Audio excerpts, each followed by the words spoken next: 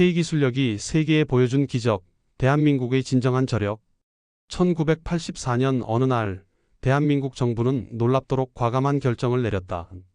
남아메리카 페루의 아타카마 사막 깊숙한 곳에 위치한 2,500헥타르의 황무지를 매입한 것이었다. 당시 많은 사람들이 이해할 수 없어 했다. 생명체 하나 제대로 살 수 없는 불모의 땅에 왜 거액을 투자하느냐는 비판이 쏟아졌다. 그러나 40년이라는 세월이 흐른 뒤 이 투자는 대한민국 해외 진출 역사상 가장 탁월한 선택으로 평가받게 된다. 2024년 봄 서울 여의도에 자리한 한국해외자원개발공단 고층 빌딩에서 특별한 소식이 전해졌다. 38세의 젊은 지질학 박사 김태준에게 특수 임무가 주어진 것이었다. 그의 상급자인 박 부장은 페루 남부 고원지대에서 진행될 긴급자원 탐사 프로젝트를 설명했다. 페루 정부가 최근 광물자원 정책을 전면 재편하면서 한국이 보유한 토지도 새로운 평가 대상에 포함되었다는 것이었다. 김태준은 즉각 흥미를 느꼈다. 그가 전공한 분야는 바로 첨단 지질 분석 기술이었고, 특히 한국이 독자적으로 개발한 심층 탐사 시스템에 대한 전문성을 갖고 있었다. 이 기술은 기존의 외국 장비들이 놓쳤던 미세한 지하 변화까지도 포착할 수 있는 혁신적인 시스템이었다. 만약 이 기술을 적용한다면 다른 국가들이 발견하지 못한 숨겨진 보물을 찾아낼 가능성이 충분했다. 준비 기간은 일주일이었다. 김태준은 최첨단 드론 항공 측량 장비부터 AI 기반 토양 분석 시스템까지 한국 과학기술의 정수가 담긴 각종 장비들을 점검했다. 특히 이번에 투입될 지진파 탐사 장비는 한국이 세계 최초로 상용화한 제품으로 기존 장비 대비 정확도가 15배 향상된 획기적인 기술이었다. 인천공항을 출발한 김태준의 여행은 총 22시간이 소요되었다. 로스앤젤레스를 경유하여 리마에 도착했을 때는 현지 시각 오후 2시였다. 공항에서 그를 기다리고 있던 것은 55세의 현지 가이드 카를로스 메디나였다. 25년간 각국의 탐사팀들을 안내해온 베테랑으로 그의 경험과 지식은 이번 프로젝트에 필수적이었다. 카를로스는 목적지까지의 여정이 결코 쉽지 않을 것이라고 경고했다. 총 거리 600km 중 마지막 250km 구간은 험준한 비포장 산길이었고, 해발 고도가 3,500m까지 올라가는 고산지대를 통과해야 했다. 더욱이 그 지역은 현지인들 사이에서 티에라 올비다다 잊혀진 땅라고 불리며 깊이 되는 곳이었다. 하지만 흥미롭게도 그 지역에 대한 또 다른 이야기도 존재했다. 수백 년 전부터 그곳에 살아온 케치아족 원주민들은 전혀 다른 관점을 가지고 있었다. 그들의 조상들은 그 땅을 세레노 지간테, 잠자는 거인라고 부르며 언젠가는 반드시 깨어나 인류에게 큰 선물을 줄 것이라고 믿어왔다는 것이었다. 리마에서 하룻밤을 보낸 후 다음 날 새벽 4시 30분에 출발했다. 초기 구간은 태평양 연안을 따라 달리는 평탄한 고속도로였지만 점차 내륙으로 들어갈수록 지형이 험해졌다.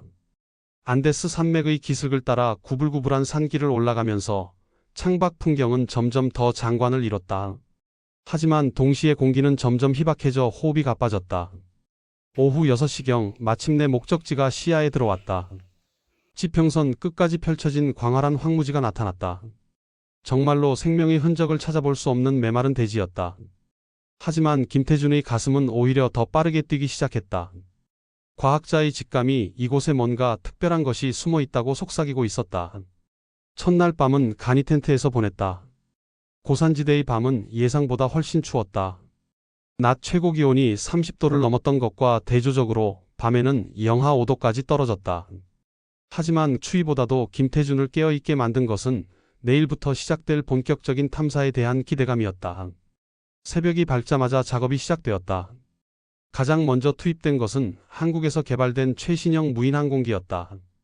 이 드론은 단순한 촬영 장비가 아니라 고해상도 지형 매핑과 동시에 지표면 광물 성분 분석까지 가능한 복합형 시스템이었다.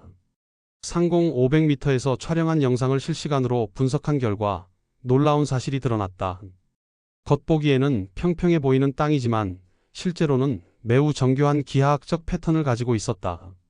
특히 중앙 지역에는 완벽한 원형 구조물이 존재했다. 직경 약 300m, 깊이 4m의 이 구조물은 명백히 자연적 침식으로 생긴 것이 아니었다. 더욱 흥미로운 점은 이 원형 지역의 토양 색깔이 주변과 확연히 달랐다는 것이었다. 즉시 현장으로 이동하여 휴대용 정밀 분석기로 토양 샘플을 검사했다. 결과는 기대 이상이었다. 구리와 철 성분이 일반 사막 토양 대비 20배 이상 높게 검출되었다. 이는 지하에 상당한 규모의 광물층이 존재할 가능성을 강하게 시사하는 수치였다. 더욱 정확한 분석을 위해 한국 독자 기술인 위성 연동 지질 분석 시스템을 가동했다. 이 시스템은 실시간 위성 데이터와 현장 측정값을 통합하여 지하 5km까지의 구조를 3차원으로 재현할 수 있는 세계 유일의 기술이었다. 분석 결과 지하 1.8km 지점에서 거대한 공동이 발견되었다. 이 발견에 고무된 김태준은 한국이 자랑하는 차세대 지진파 탐사 장비를 설치했다. 기존 장비들이 단순히 진동파를 보내고 받는 방식이었다면 한국의 시스템은 AI 알고리즘을 활용해 미세한 신호 차이까지도 분석할 수 있었다. 마치 지하를 엑스레이로 촬영하는 것과 같은 정밀도를 자랑했다. 첫 번째 탐사 결과는 모든 예상을 뛰어넘었다. 지하에는 서울시 전체 면적에 해당하는 거대한 지하수층이 존재했다. 그 규모는 한강 전체 수량의 15배에 달하는 것으로 추정되었다. 하지만 더욱 놀라운 발견이 기다리고 있었다. 지하수층 주변 안반에서 강력한 금속성 신호가 탐지된 것이었다. 추가 분석을 위해 자력 측정기를 동원했다. 한국항공우주연구원에서 개발한 이 장비는 지하 금속 분포를 마이크로그램 단위까지 정확하게 측정할 수 있었다. 측정 결과는 가히 충격적이었다. 이 땅 전체가 거대한 지하 광산이었던 것이다. 구리, 은, 금, 그리고 희토류까지 다양한 광물들이 층층이 쌓여 있었다. 그런데 이때 예상치 못한 방해꾼이 나타났다. 둘째 날 이른 아침, 중국계 광물 탐사 회사인 아시아 미네랄 인터내셔널의 팀이 도착한 것이었다. 총 8명으로 구성된 이들은 고가의 탐사 장비를 대량으로 보유하고 있었다. 팀장으로 보이는 45세 남성 왕리는 유창한 영어로 접근해왔다. 왕리는 자신들이 인근 지역의 일반적인 지질 조사를 수행 중이라고 주장했다. 하지만 그들이 가져온 장비들은 결코 일반적이지 않았다. 최신형 광물 탐지기부터 대형 시추 장비까지 명백히 본격적인 자원 채굴을 목적으로 한 장비들이었다. 더욱 의심스러운 것은 왕리가 지속적으로 김태준에게 빨리 철수하라고 조언했다는 점이었다. 왕리의 설명에 따르면 이 지역은 지난 5년간 중국 측에서 철저히 조사했지만 아무런 가치도 발견하지 못했다고 했다. 개발 비용 대비 수익성이 현저히 떨어지는 불모지라는 것이었다. 하지만 김태준은 이미 확실한 증거들을 확보한 상태였기에 이런 허위 정보에 흔들리지 않았다. 더욱 놀라운 일이 벌어졌다.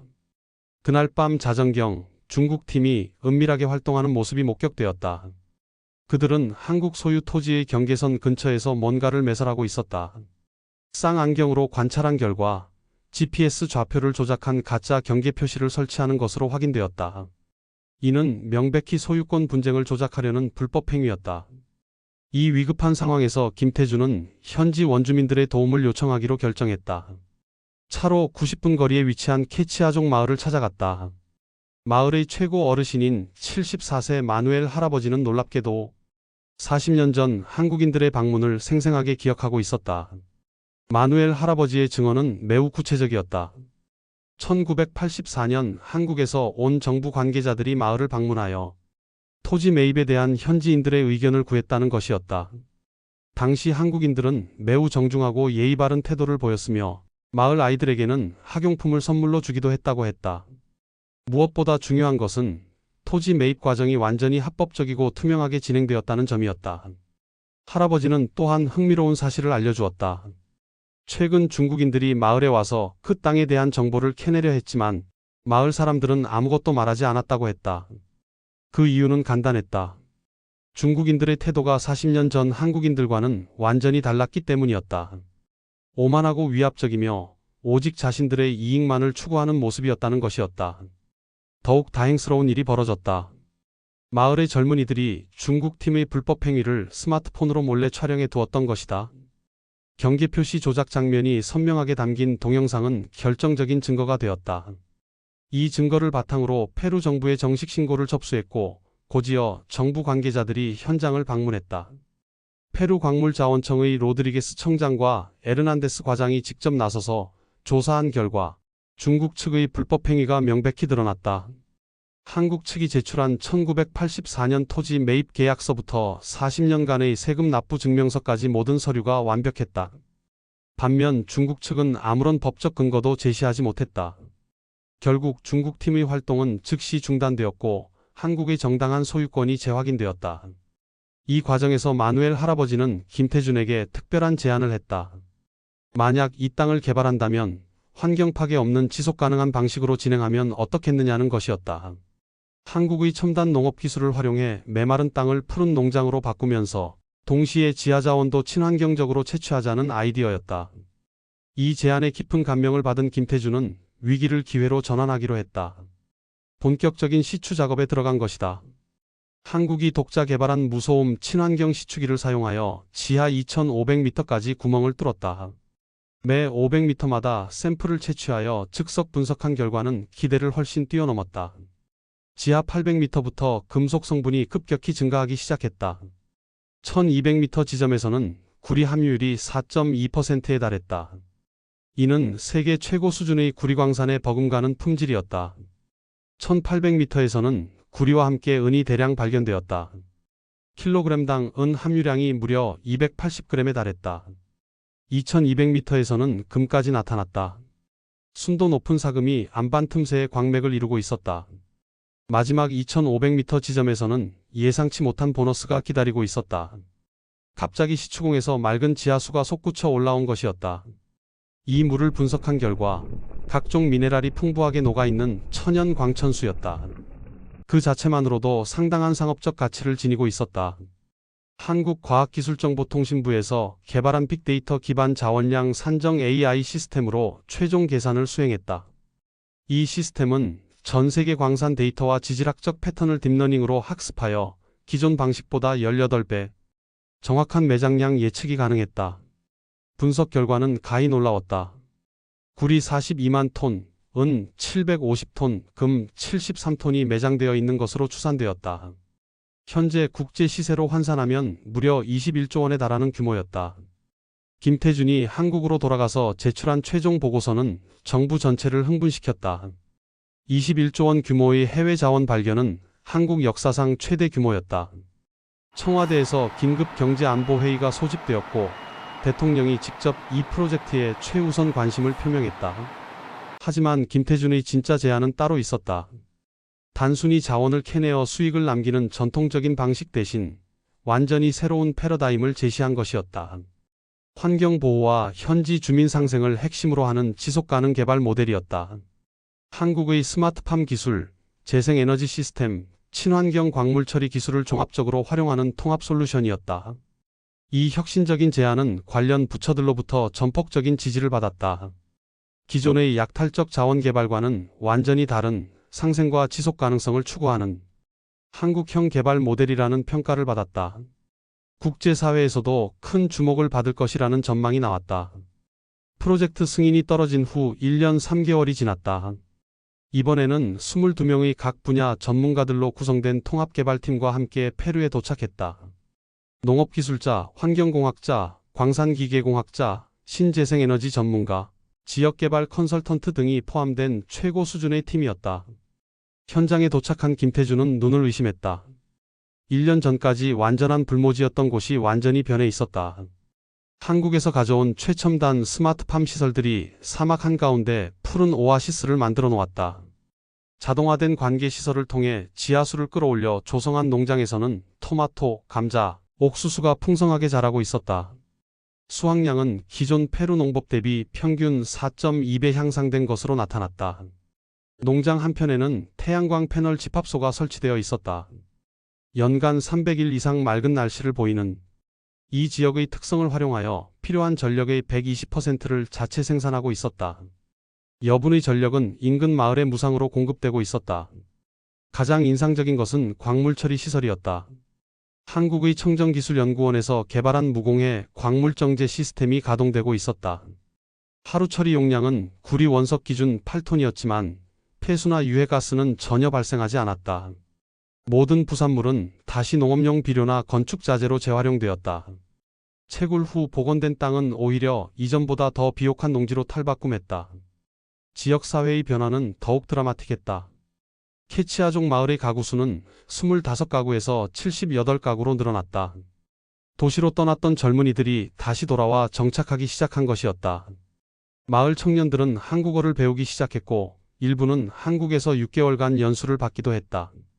새로 건립된 한 페루 우정교육센터에서는 현지 아이들 150명이 한국어와 현대과학기술을 배우고 있었다. 한국에서 파견된 교사 5명과 현지에서 채용된 이중언어 교사 8명이 협력하여 수준 높은 교육을 제공했다. 특히 인상적인 것은 12세 소녀 마리아가 유창한 한국어로 "저는 커서 한국에서 공부하고 싶어요" 라고 말하는 모습이었다. 마을 입구에는 코리아 팜프, 평화와 번영의 우정농장이라는 표지석이 세워져 있었다. 한글, 스페인어, 케치아어로 새겨진 이 표지석은 마을 사람들이 직접 제안하고 설계한 것이었다. 그 옆에는 태극기와 페루 국기, 그리고 케치아족 전통 깃발이 나란히 펄럭이고 있었다. 연례 수학축제에서 마누엘 할아버지는 감동적인 연설을 했다. 40년 전 한국인들이 우리에게 심어준 것은 단순한 씨앗이 아니었습니다. 그것은 희망이었고 미래에 대한 약속이었습니다. 오늘 그 약속이 이렇게 아름다운 현실이 되었습니다. 할아버지의 눈에는 기쁨의 눈물이 글썽였다. 이 성공 사례는 곧 국제사회의 주목을 받았다. UN 지속가능 발전 목표 SDGs 모범 사례로 선정되었고 브라질, 콜롬비아, 에콰도르, 칠레에서 공식적으로 기술 협력을 요청해왔다. 코리안 모델이라고 명명된 이 통합개발 방식은 새로운 국제표준으로 자리잡기 시작했다.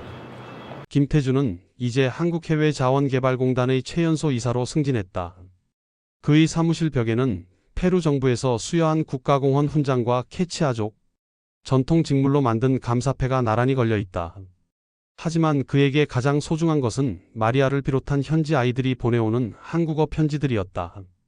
40년이라는 긴 세월을 견딘 한 알의 씨앗이 마침내 거대한 나무가 되어 열매를 맺었다. 그 열매는 단순한 경제적 이익을 넘어서 진정한 상생과 우정이라는 더 큰 가치를 담고 있었다. 사막의 왕국은 이제 현실이 되었고 그 중심에는 대한민국의 과학기술과 따뜻한 인간미가 함께 자리하고 있었다.